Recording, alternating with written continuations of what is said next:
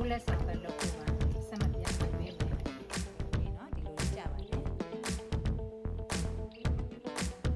က်ဆောင်ပဲလုပ်ရင်ဒီအောင်လို့ရေခဲလေးနဲ့ဆက်ထားပါလေကြောက်ကြောတူပြမယ်နော်ဒီကြောက်ကြောတဝက်ကျော် half တဝက်ကျော်နော်အဲ့ဒါဆိုရင်ရေရင်စုံ2 cup နော်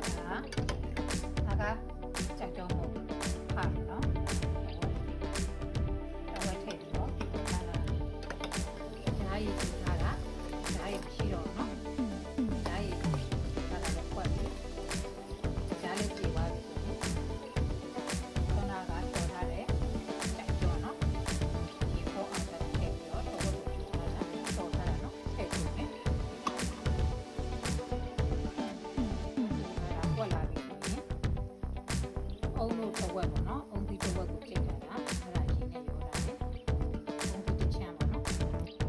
သူခက်ခက်ကြုံနေပြီးရင်စားနေနေဖြစ်နော်ပေါ့10 မိနစ်နော်10 မိနစ်လောက်ဆိုပြီးတော့ရပါပြီ။ဒါမရသေးကြအောင်သိနေနော်။ဒါလေးကို